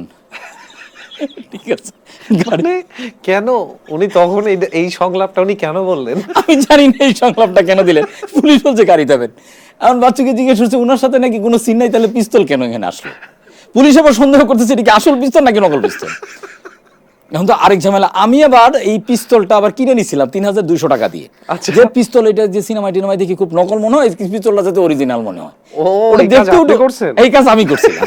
ঠিক আছে, এটার ব্যাকগ্রাউন্ড আর্টিস্ট আমি বলি 3200 টাকা দিয়ে খেলনা পিস্তল, তখন এটা পুলিশ কেমনে বুঝবে? তো এটা পুলিশের একটু এখানে ছিল যে ঘটনা তো পেছায় গেল। তাইলে বলতেছে, স্যার আপনি বলেন তো কি ঘটনা? বলে যে এই পিস্তলের সাথে আমার কোনো সংশ্লিষ্ট নাই, এটা একটা ষড়যন্ত্র। আল্লাহ মাফ করুক, মান্নান ভাই মারা গেছে। এই ভাষাই বললেন? হ্যাঁ। এখন বাচ্চু তো কট, বাচ্চু তার মনে পুলিশে ধরে নিবে। পুলিশ এসে বলতেছে, স্যার বিশ্বাস করেন এটা আমাদের প্রোডাকশনের, এটার সাথে কোনো ষড়যন্ত্র নাই। মান্নান ভাইকে বুঝানো যায়, মান্নান ভাই আপনি কি বলেন? আপনার যে ছেলে এই যে অন্তু, ও তো এটার সাথে করে, কিন্তু আমার ব্যাগে কেন আসবে? এটা একটা বিশাল ষড়যন্ত্র। সে হাউকাউ শুরু করছে। পুলিশ বলছে চলেন। কোথায় যাবেন? ধানমন্ডি থানায়। তারপর বাচ্চু আমাকে ফোন দিল, বস এরকম ঘটনা, আমি ছাড়ছি। আমি কাকে ফোন দিব? তখন রাত বাজে 1:30। আমাকে তখন এটাতে তারিনাপাও ছিল আর্টিস্ট। আচ্ছা, তারিনাপা আমাকে লিফট দিবে, সে ধানমন্ডি যাবে, আমি থাকি তখন পরিবাগ, আমাকে সে পরিবাগে লিফট দিবে। আচ্ছা, ওই দিক দিয়ে যাবে। তারিনাপাকে বললাম, তারিনাপা এরকমের ঘটনা। বললো যে জীবন তুই হচ্ছে, আমারও তো বাসায় যেতে হবে, কালকে শুটিং আছে। আমি হচ্ছে একটু চলো না, তোমার চেহারা দেখে। হ্যাঁ না বললো বাবা, মানে আসছে না একটা খুব, মানে এমন না যে বিপদ থেকে পাশ কাটা যাবে এরকম না, কারণ সবারই তো একটা কাজটা থাকে। 1:30-2:00 বাজে। বলে যে তাহলে ফারুকি ভাইয়ের ফোন দে। তো আমি ফারুকি ভাইকে ফোন না দিয়ে, কারণ আমাদের তো একমাত্র শেল্টার ফারুকি ভাই, আমি ফোন দিলে হচ্ছে আনিসুল হককে। কারণ এই ধরনের ক্ষেত্রে, এই ধরনের ঘটনা ঘটলে সরোয়ার ফারুকিকেও দেখলাম, আনিসুল হককে কল দিতে। তা আমি বললাম, মিঠুন ভাই এত রাতে ফোন দিছি, ফোন দেখেই মিঠুন ভাই ধরছে এবং বলছে কে? পুলিশে ধরছে। মানে আমরা যেহেতু একটু হালকা পাতলা একটু দুষ্টামি করতাম রাতের বেলা, তো পুলিশ ধরতো, এটা আমাদেরকেও ধরছে। তো 2-1 বার মিঠুন ভাই এগুলো ছাড়াইছে। আমি বললাম মিঠুন ভাই এই অবস্থা, সর্বনাশ। তো এখানে যাওয়ার পরে আমি গেলাম মান্নান ভাইয়ের সামনে, মান্নান ভাইকে বললাম, মান্নান ভাই কোনো অসুবিধা নেই, আমার আনিসুল হকের সাথে কথা হয়েছে, উনি যে বলে দিচ্ছে উদয় হাকিম আসতেছে, চ্যানেলের সাংবাদিক, উনি আশেপাশে আছে, কোনো ব্যাপার না, এটা চলে আসবে এটা। উনি বলতে আনিসুল হক এখানে কোত্থেকে আসলো? আমি বলেছিলাম না এটা ষড়যন্ত্র। ঠিক আছে, আমি তো জেলে ঢুকে ছাড়বে, ওনার সমস্যা কি? মানে আমি তখন 2008 বা 2008-এর সময় মনে হয় এটা, তখন তো আমি এত আরও ছোট মানুষ, মাত্র কাজ শুরু করছি, এটা ছিল আমার সেকেন্ড প্রোডাকশন। আমি না পুরো আওলায় গেলাম যে এটা কি। আমি বললাম মান্নান ভাই এটা কিসের ষড়যন্ত্র, কী বলতেছেন? আনিসুল হক তো আমাদেরকে হেল্প করতেছে। এটা না না না, আমি এটা আগে থেকে টের পাচ্ছিলাম যে এখানে একটা গভীর ষড়যন্ত্র চলছে। উনি পুরো আওলায় গেলো। আর রাত হয়েছে তো, বয়সও হয়েছে, রাত হওয়ার কারণে ঘুমটুমের কারণে সারাদিন শুটিং করছে, উনি একটা প্যানিকের মধ্যে পড়ে, একটা প্যানিকের মধ্যে পড়েছে। আর পুলিশে ধরা এটা অলরেডি সাংবাদিকরা জানা শুরু করছে। যাই হোক, বাই দিস টাইম উদয় হাকিম আসলো। উদয় হাকিম এসে পুরোটা জিনিস ব্যাখ্যা ট্যাখ্যা করলো। ওনার মেয়েও চলে আসলো, ওনার ওয়াইফ আসছিল কিনা আমি ভুলে গেছি। একটা বাজে সিচুয়েশন হলো এবং ফাইনালি আমরা ওইখান থেকে রেস্কিউ করলাম। এবং এরপরে এইটা নিয়ে আনিসুল হক অনেক লেখা লিখলেন, অনেক লেখা লিখলেন মজার মজার, যে এরকম এরকম ঘটনা ঘটে আর কি। হ্যাঁ, পত্রিকায় মজার ঘটনা ঘটে আর কি। সো এইটা ছিল আমার জন্য এই পর্যন্ত আমার সবচেয়ে মেমোরেবল ঘটনা আর কি। তারপরের মজার ঘটনা উনি আর শুটিং করবে না, এই কারণে এর 1 মাস পরে পুলিশ পাহারা দেয়া বাকি লিঙ্কস যে সিনগুলো আমার শুটিং করতে হলো। এবং এই প্রোডাকশন যখন উনি দেখলো, তখন আবার সে বললো যে না, তখন আসলে আমি আসলে কী যেন আমার হয়েছিল, বুঝতে পেরেছো জীবন, তো কাজটা ভালো হয়েছে, আমার বন্ধুবান্ধব খুব প্রশংসা করেছে, ভালো হয়েছে বললেন আর কি। গ্রেট। তো জীবন ভাই, অনেক অনেক গল্প করেছি, আরো অনেক কিছু জানার বাকি আছে, কিন্তু সব তো আর আসলে একা আড্ডায় হবে না। কিন্তু মানে কিছু প্রশ্ন থেকেই যায় যেগুলো করতে ইচ্ছা করে, যেগুলো করার মানে পাবলিক হয়তো বা জানতে চায়, বা আমাদের ইচ্ছা করে আপনার ভিতর থেকে জানতে। তো খুব কুইক কিছু প্রশ্ন করব, প্লিজ যত কুইক পারবেন জবাব দিবেন। ওকে, ফার্স্ট কোশ্চেন, আপনার প্রিয় 4 জন ডিরেক্টরের নাম বলেন। দেশে নাকি বাইরে? সব মিলায়। যেমন আমার ইন্ডিয়াতে আমার রাজকুমার হিরানিকে ভাল লাগে, নট অনলি হিজ মেকিং, এটা হচ্ছে যে মানে ফিলোসফিক্যাল জায়গাটা এটা ভাল লাগে, মেসেজ যেটা দিচ্ছেন উনি ওটা সহ। হ্যাঁ, চার্লি চ্যাপলিন ভাল লাগে। আর ওই আমাদের কোয়েন্টিন টরান্টিনো, কারণ হচ্ছে যে ওনার এটাও একটা ফিলোসফি আছে। ইয়েকে চার্লি চ্যাপলিন হলো যে উনি যে স্যাটায়ারটা করে, এই স্যাটায়ারটা আমি ওই ফিলোসফিতে বিশ্বাস করি, এবং আমি নিজে ওই ধুনটা, যদিও ইসের মধ্যে চক্করের মধ্যে এটা নাই, কিন্তু আমি আসলে ওই লাইনেই কাজ করতে চাই, আমার মনে হয় যে ওইটাই আমার স্ট্রেংথ। কোয়েন্টিন টরান্টিনোকে পছন্দ করে হচ্ছে যে উনি নতুন কিছু এবং স্টাইলিশ কিছু করার চেষ্টা করছে। আচ্ছা, অল ওভার এটা ওনাকে এটা ভাল লাগে। আর এখন যদি আমার দেশে আসি, তাহলে ডেফিনেটলি আমার বস মোস্তফা সরোয়ার ফারুকী।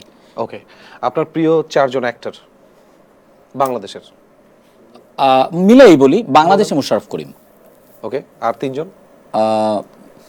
বাংলাদেশে মোশাররফ করিম, আর নতুনদের মধ্যে পলাশের অ্যাক্টিং খুব ভালো লাগে, হি ইজ ভেরি ক্যাজুয়াল, খুব ন্যাচারাল অ্যাক্টর। ওকে, আর নওয়াজুদ্দিন সিদ্দিকী, ফাহাদ ফাসিল।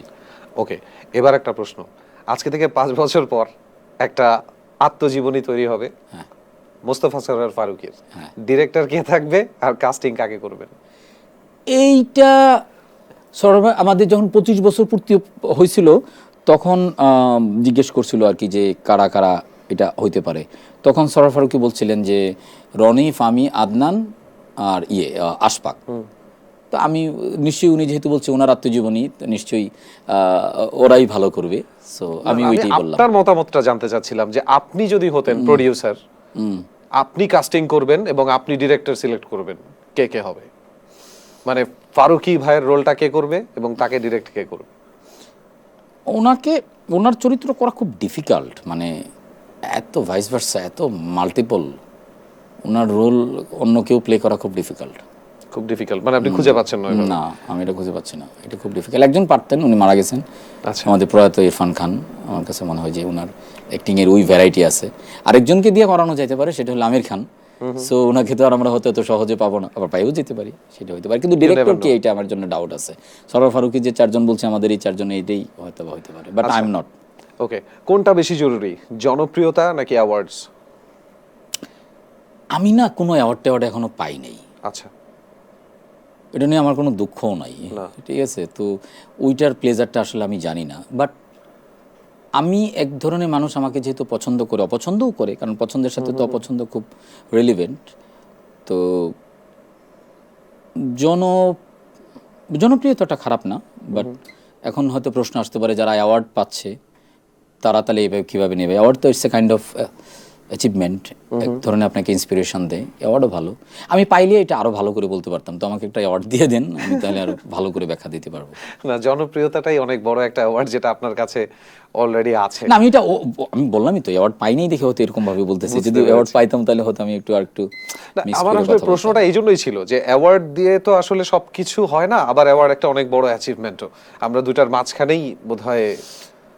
হ্যাঁ, বাট আমার যে মেন্টালিটি বা আমার যে ধরনের কাজ, আমি মনে হয় কোনোদিন অ্যাওয়ার্ড পাবো মানে ওই ক্রেভিংটা আপনার নাই যে আমার একটা না, অ্যাওয়ার্ড আমি দিতে হবে বা পাবোই 10টা না, award আমি দিতে পাবোই হবে। না হয়তো, কারণ আমার মানে আশেপাশের অনেকে পায়টাই আমি দেখি ঠিকই, তো মনে হয় যে এটা না পাওয়াই ভালো, আল্লাহ আমাকে যাতে না দেয় আর কি। কোনো অভিমান মনোকষ্ট আছে? অভিমান না, মানে আমি অ্যাওয়ার্ডটা আসলে পাইতে চাই না আসলে। আমাকে যদি কোনো সময় কেউ দেও, আমি হয়তো অ্যাটেন্ড থাকবো কিনা, বা কেউ যদি করে সেইটা হয়তোই করবো না। যে আমি যে বকুল ফুল যখন করলাম তখন 4টা বিভাগে ওরা নমিনেশন দিল আর কি, ওই ওটিটির একটা প্ল্যাটফর্মে। আমি যাইনি এটা কারণ আমার বিশ্বাসই ছিল যে গেলেও লাভ নাই, মানে আমাকে দিবে না কেউ। ঠিক আছে, সব ভুল প্রমাণিত হতেও পারে কোনো না কোনো একদিন, তাই না? বাট আমি চাই না, আমি অনেস্টলি স্পিকিং আমি চাই না, পাই নাই বলে যে চাই না এটা না, আমি মন থেকেই চাই না। যে আমি বিনীতভাবে বলছি যে আমাকে কেউ অ্যাওয়ার্ড দিয়েন না, আমাকে যারা পছন্দ করেন, ভালোবাসেন, কিংবা আমাকে ঘৃণা করেন, আমার সমালোচনা করেন, এইটাই আমার জন্য অনেক বড় অ্যাওয়ার্ড, বিকজ আমি এটা থেকেই আমার লার্নিংটা হচ্ছে। অ্যাওয়ার্ড থেকে কোনো লার্নিং নাই, বরং আরো দায়বদ্ধতা বেড়ে যায়, বরং আরো মানুষই আরো রাক্ষস বানায় ফেলে। আরো দরকার, আরো দরকার, আরো দরকার, আরো দরকার। সালমান এফ রহমান হবো নাকি বসুন্ধরা মালিক হবো, কি হবো? এই যে ক্রেভিংস বাড়ায় দেয়, এত হলে তো আলটিমেটলি লাইফ রেজাল্ট তো জিরো। নেক্সট কোশ্চেনে যাই।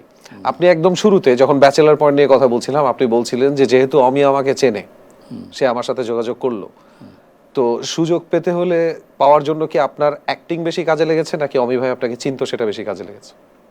ও, আমার ক্ষেত্রে বিষয়টা হয়তো ভিন্ন, কারণ অ্যাজ আ ডিরেক্টর আপনি কোনটাকে প্রেফার করেন? আপনি যার সাথে চেনেন বেশি, যার সাথে আপনি কমফোর্টেবল বেশি, নাকি যে অ্যাকচুয়ালি চরিত্রটা ভালো অ্যাক্টিং করবে? সেটার জন্য তো আসলে চেনা জানাটাই জরুরি। যেমন একটু আগে আপনাকে কিন্তু আমি অফার করছি, জানি আমার হঠাৎ করে খেয়াল হলো যে আপনি তো এত স্পন্টিনিয়াস, আপনি তো ভালো অ্যাক্টিং করতে পারেন, এবং will work together very soon. So তার মানে এই যে দেখাটা বা জানাটা, এটাও তো জরুরি। আচ্ছা আচ্ছা, তাহলে আপনি বলতে চাচ্ছেন যে আমরা যে চেনা জানা মানুষের মধ্যে থেকে কিছুটা অনেক সময় কাজ করি, তার মানে হচ্ছে এটা দাঁড়াচ্ছে যে আমি যেহেতু ওনার বডি ল্যাঙ্গুয়েজটা চিনি, আমি বুঝতে পারছি যে এই চরিত্রটাতে এই মানুষটা যাবে। এক্স্যাক্টলি তাই, সেই হিসাবে আমি অ্যাকচুয়ালি এইটাই মিন করছি, আর কিছু না। ফ্যান্টাস্টিক, এটা আমাদের অনেক বড় একটা ভুল ধারণা। মানে অনেক ভুল ধারণা, মানুষ ভুল বুঝে যে আমাকে চেনা জানা না। ভাই, ইন্টারাকশনটা না হইলে, না জানলে, এখন মোশাররফ করিমকে সবাই চিনে, সবাই জানে, কিন্তু মোশাররফ করিমকে যখন কাস্ট করে সরোয়ার ফারুকী ক্যারামে, মোশাররফ করিমকে কিন্তু উনি আগে চিনতেন, এবং চিনতেন বলেই উনি বলছেন যে আমরা ক্যারামে এরকম একটা নেব, মোশাররফ করিম নাম। এবং আমরা বলতে মোশাররফ করিমটা কে বস? আরে সে দুর্দান্ত মাল, নাট্যকেন্দ্র করে, এটা তোমরা এটা দেখলেই তোমরা বুঝবাই না যে সে কি পরিমাণ, কি যে অ্যাক্টিং করে। তো উনি চিনতেন, এটা একটা জিনিস। আর একটা জিনিস হলো যে মোশাররফ করিম যখন অ্যাক্টর হিসেবে প্রমাণিত, তখন তো আমরা চিনি, তখন তাকে কাস্ট করতে তার কোনো বাধা নাই। এখন আপনি প্রশ্ন করতে, মানে যাদেরকে কেউ চিনে না বা যারা কাউকে চিনে না, তারা কি করবে? তাদেরকে চেনানোর একটা জায়গা তৈরি করতে হবে। এবং আজকালকার যুগে নিজেদেরকে চেনানোর জন্য কোনো দরকারই হয় না। আপনি যদি ইউটিউবে, ফেসবুকে একটা ভিডিও বানানো দেন, আপনার স্কিল থাকলে এভাবে ধরে নেওয়া যায়। এখন দেখেন, আমরা অনেক কাস্ট করি ইউটিউব থেকে, ফেসবুক থেকে, যাদেরকে আমরা বলি ইনফ্লুয়েন্সার বলি বা ইউটিউবার বলি, মানে নেগেটিভলি দেখে। আমি কিন্তু ওইভাবে দেখছি না। এইটা একটা প্ল্যাটফর্ম যেখান থেকে ও নিজেকে এক্সপ্রেস করতেছে, আমি ওইখান থেকে ওরে ফাইন্ড আউট করতে পারছি। ভেরি ট্রু, তাই না? Very true. আচ্ছা, আপনার দেখা বেস্ট এই যুগের, যদি আমি 2000 থেকে ধরি, 2000 থেকে এই পর্যন্ত আপনার সবচেয়ে প্রিয় 3টা বা 4টা মুভির নাম, সিনেমা। আমার Ballad of a Soldier, okay, আর A Short Film About Killing, আর এত মুভি দেখছি মনে করাটা টাফ। আমার সেপারেশন, এটাও আমার খুব পছন্দের, মানে ইরানি মুভির মধ্যে। আর চিলড্রেন অফ হেভেন, অনেক আছে, যেহেতু 4টা বা বললেন এগুলা। ওকে, গ্রেট। শেষ প্রশ্নটা করি। 3টা নাটকের নাম বলবো। একটা হচ্ছে বহুব্রীহি, আরেকটা হচ্ছে সংসপ্তক, আরেকটা হচ্ছে কোথাও কেউ নেই। কোথাও কেউ নেই, আপনি কোথাও কেউ না বললেও আমি বলতাম কোথাও কেউ কোথাও কেউ নেই বলতেন।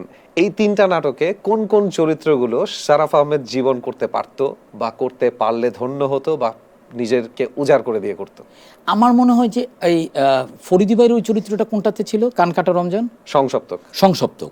আমার মনে হয় টু টু সাম এক্সটেন্ট আমি ওই ক্যারেক্টারটা আমি প্লে করতে পারবো, কিন্তু উনার মতো করে না।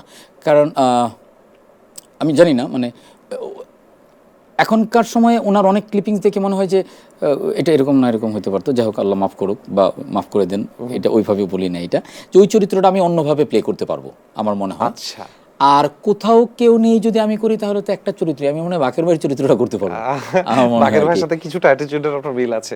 হ্যাঁ, না উনি তো খুব স্বল্পভাষী, আমি তো বেশি কথা বলি, সো এইটা হয়তো অ্যাটিটিউডটা হয়তো আমি ধরে ফেলতে পারবো আমার মনে হয় আর কি। আর বহুব্রীহিতে?